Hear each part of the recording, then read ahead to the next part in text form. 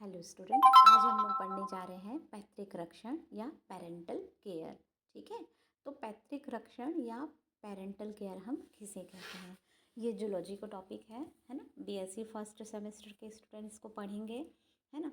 यहाँ पर हम लोग पढ़ने जा रहे हैं कि अंडे या शिशुओं की जब तक, है ना, जब तक अंडे या जो शिशु होते हैं, यंग ऑन्स होते हैं, उनकी हमको तब तक जो एनिमल्स हैं वो तब तक उनका सुरक्षा करते हैं जब तक वह स्वतंत्र जीवन यापन या शत्रुओं से अपनी सुरक्षा करने योग्य नहीं हो जाते हैं। मतलब उनके एग या उनके जो शिशु रहेंगे, उनका जो एनिमल है वो तब तक उनका सुरक्षा करते हैं, है ना, जब तक कि वो अपने आप को स्वतंत्र, अपनी सुरक्षा करने योग्य, शत्रुओं से अपनी सुरक्षा करने योग्य नहीं हो जाते हैं, है ना।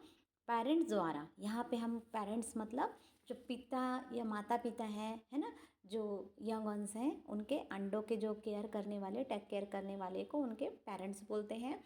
तो उनको हम क्या बोलेंगे बच्चों, पैतृक बोलेंगे। पैतृकों द्वारा, पेरेंट्स द्वारा उनकी सुरक्षा करना या देखभाल करना ही पैतृक रक्षण या पेरेंटल केयर कहलाता है ना। ठीक है, अंडों या शिशुओं के साथ एक या अधिक पैतृक के रहने की प्रवृत्ति, अंडे या शिशु के साथ एक या अधिक पैतृक मतलब पेरेंट्स के रहने की जो नेचर है, उसको सामान्यतः सभी जो प्राणी समूह हैं वो उन सदस्यों का स्वाभाविक लक्षण है, मतलब एक नेचुरल कैरेक्टर है ना। और जो एम्फीबिया में, एम्फीबिया मतलब ऐसे एनिमल जो जल और थल दोनों में रहते हैं, लैंड और वाटर दोनों में रहते हैं। एम्फीबिया में डेवलपमेंट या परिवर्धन का जो प्रारंभिक स्टेज है ना, इसमें क्या होता है, अंडे अंडे या जो शिशु होते हैं, अंडे या जो शिशु होते हैं, उनकी सुरक्षा की, उनकी प्रोटेक्शन के लिए अनेक मेथड जो है वो अपनाई जाती है। इस प्रकार जो एम्फीबियंस रहते हैं, एम्फीबियंस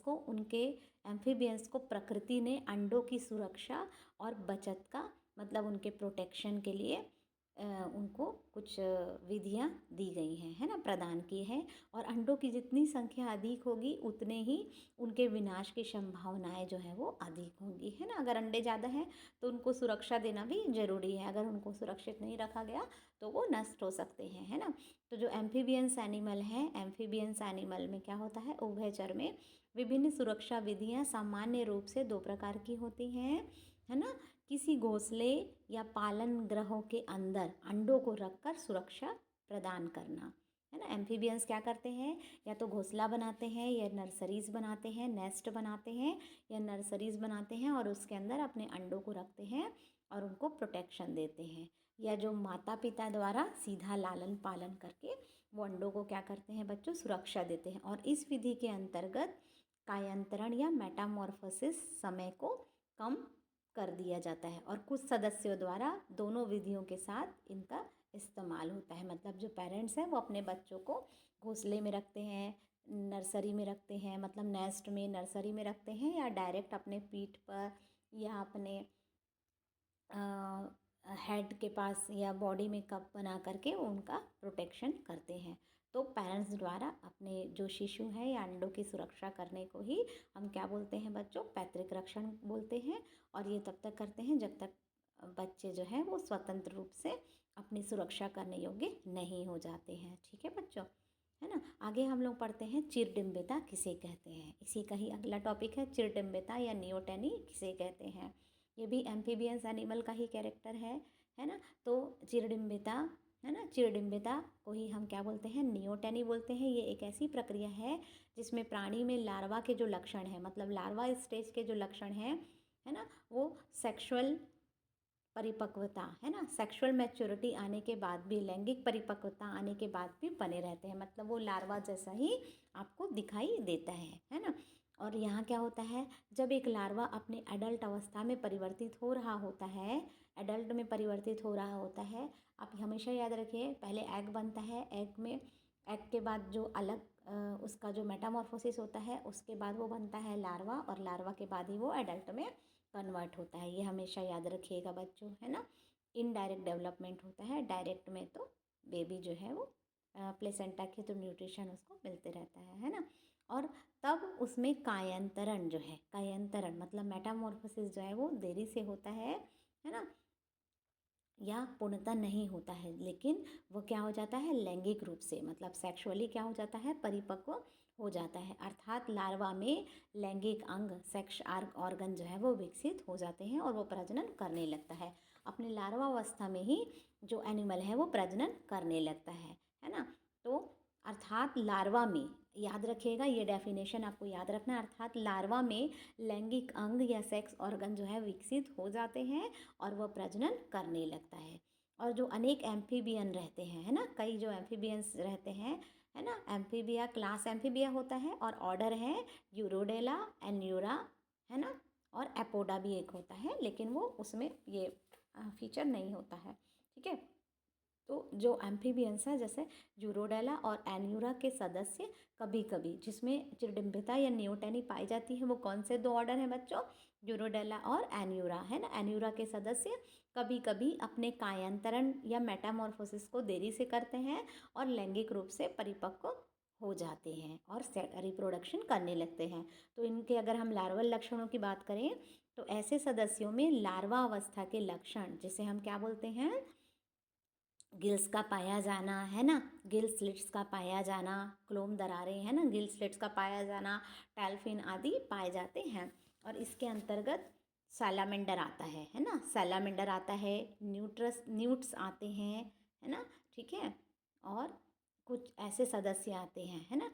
और यहाँ पे क्या होता है कि कुछ सदस्यों में वातावरण के जो कारक के कारण, वातावरण के जो फैक्टर्स हैं उनके कारण या जियोग्राफिकल सिचुएशन के प्रभाव के कारण यहाँ पर क्या होता है बच्चों, इनमें लैंगिक जो लार्वल अवस्था में ही लैंगिक परिपक्वता जो है वो विकसित हो जाती है और ये सदस्य प्रजनन करने लगता है ना। और यहाँ पे क्या दिखा रहा है कि जैसे कि ट्राइटन जो है, ट्राइटन के जो लार्वा हैं वो ग्रीष्म काल में, है ना, मतलब समर सीजन के प्रारंभ में अप्रैल और मई माह में ही सेक्सुअल मैच्योरिटी इनमें विकसित हो जाती है। ये 80 मिलीमीटर तक हो जाते हैं और प्रजनन करने लगते हैं, है ना।